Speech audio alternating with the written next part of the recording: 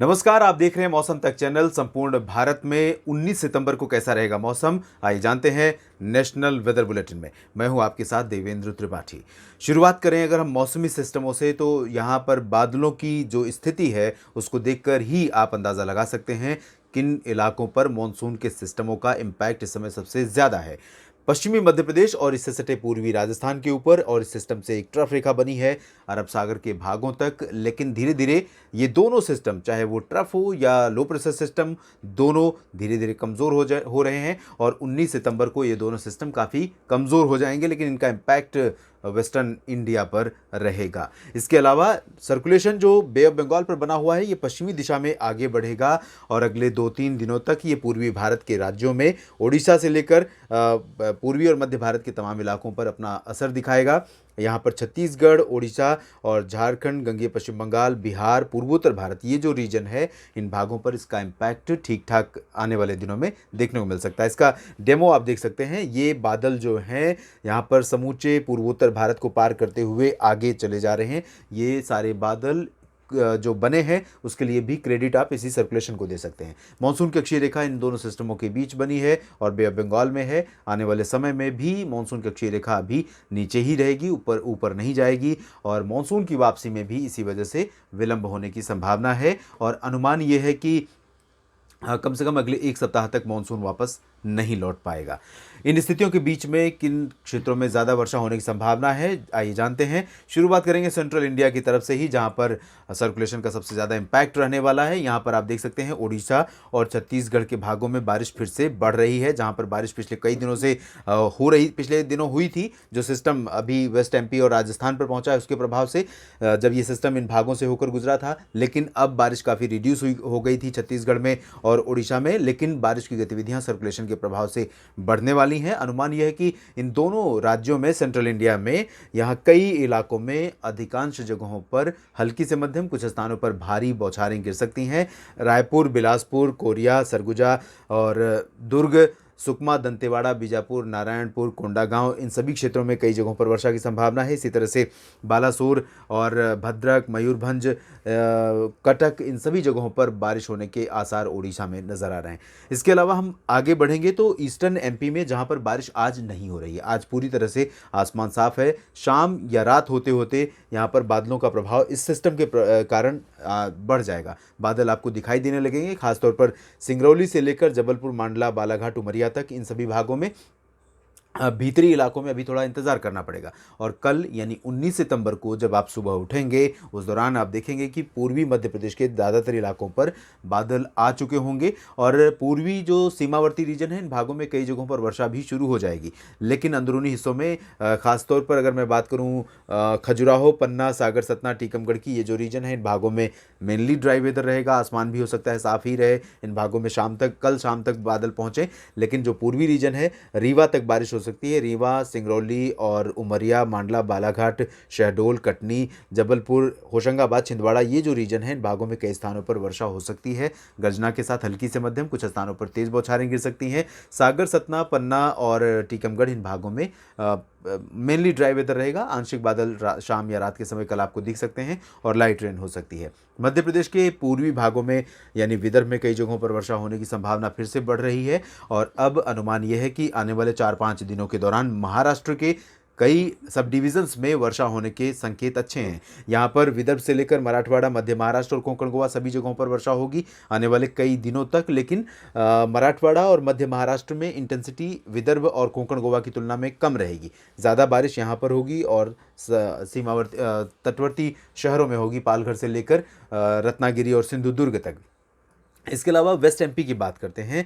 Waste MP पर क्योंकि system आगे बढ़ चुका होगा राजस्थान के ऊपर और कमज़ोर हो चुका होगा, जिसकी वजह से ग्वालियर और आसपास के इलाकों में बारिश की जो गतिविधियां अभी चल रही हैं वो कम हो जाएंगी। लेकिन इसके बावजूद ग्वालियर से लेकर जो टीकमगढ़ का रीजन है, टीकमगढ़ से पश्चिम तक का, इन भागों में कहीं कहीं पर हल्की वर्षा की उम्मीद आप कर सकते हैं। लेकिन जब आप दक्षिण पश्चिमी मध्य प्रदेश की तरफ चलेंगे, गुना से लेकर अशोकनगर, विदिशा, भोपाल और बैतूल, खरगोन, धार, मंदसौर, उज्जैन, इंदौर, इन सभी भागों पर बादलों का प्रभाव आज के मुकाबले और अधिक बढ़ जाएगा और इसी वजह से यहाँ पर आप हल्की से मध्यम बौछारें देख सकते हैं। कहीं कहीं पर तेज़ वर्षा भी हो सकती है। रतलाम में भी बारिश होने की संभावना रहेगी। इसके अलावा गुजरात के पूर्वी रीजन में वडोदरा से लेकर आणंद और मेहसाना, पाटन, साबरकांठा, बनासकांठा, गांधीनगर, अहमदाबाद, इन सभी जगहों पर कई इलाकों में वर्षा होने की संभावना है।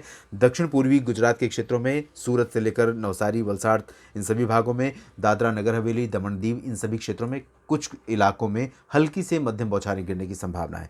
सौराष्ट्र के क्षेत्रों में खासतौर पर सोमनाथ और आसपास के इलाकों में, वेरावल ये जो रीजन है और राजकोट तक, सुरेंद्रनगर तक, इन भागों में वर्षा हो सकती है। पोरबंदर, द्वारका और जो वेस्टर्न पार्ट है सौराष्ट्र का, इन भागों में इंटेंसिटी बहुत कम रहेगी।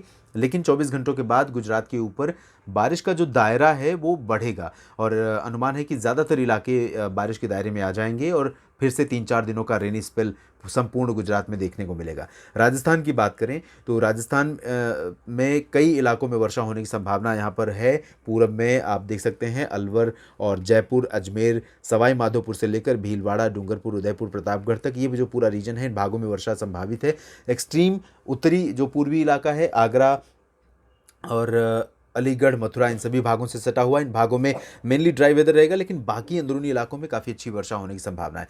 वेस्टर्न राजस्थान में यहाँ पर आज ड्राई वेदर है।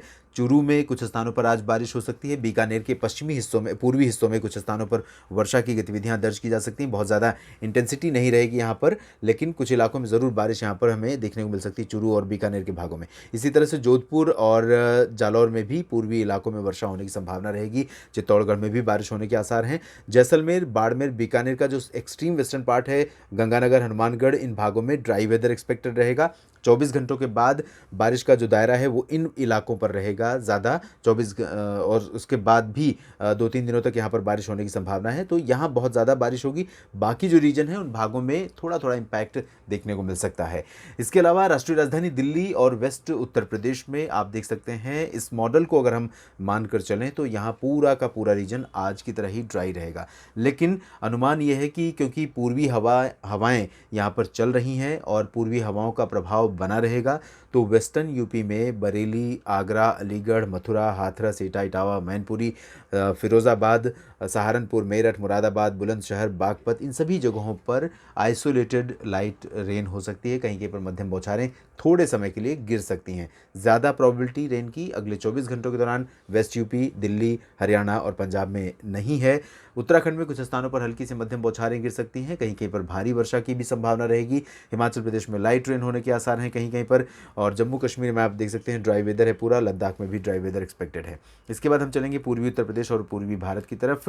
यहाँ लखनऊ, कानपुर और इसके आसपास के हिस्सों में, बहराइच, सीतापुर, बरेली, जो ये बहराइच सीतापुर का रीजन है, इन भागों में ड्राई वेदर रहेगा। ललितपुर, झांसी में भी शुष्क मौसम की संभावना है। लेकिन अयोध्या और प्रयागराज से लेकर प्रतापगढ़, जौनपुर, आजमगढ़, भदोही, सोनभद्र से लेकर ये जो रीजन है, इन भागों में फिर से मॉनसून सक्रिय हो रहा है due to the cyclonic circulation emerge in over north Bay of Bengal, और इसी वजह से यहाँ पर पूर्वी हवाओं का जो प्रभाव है वो बढ़ा है।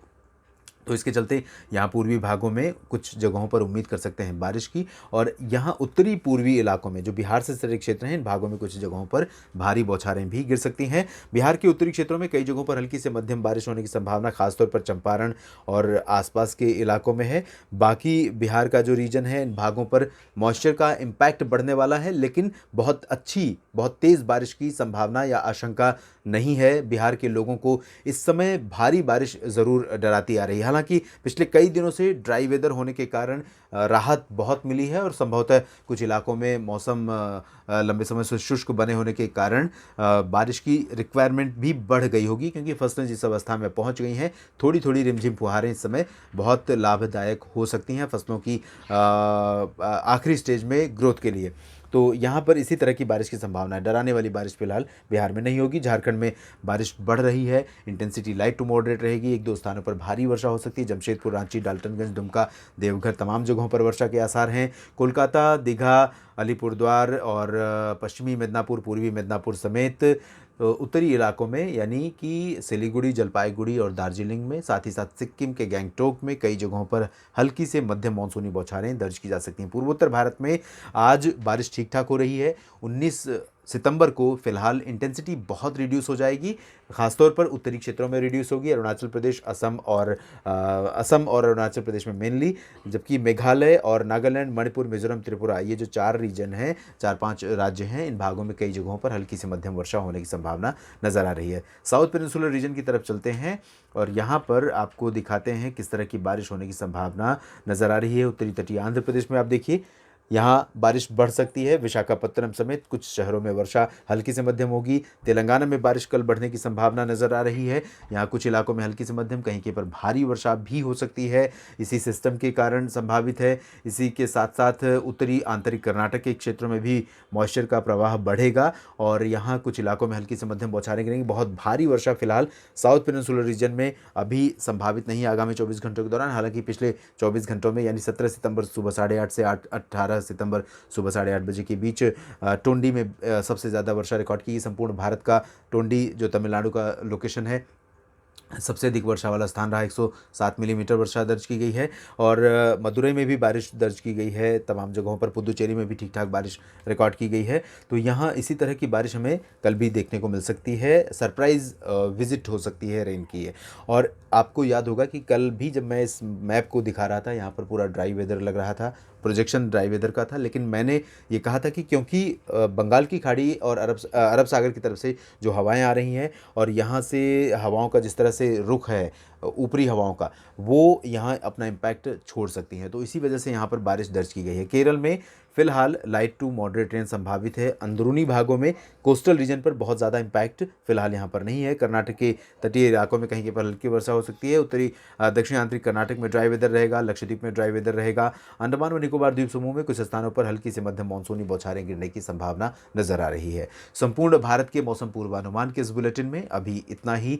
आप बने रहिएगा मौसम तक चैनल के साथ। धन्यवाद।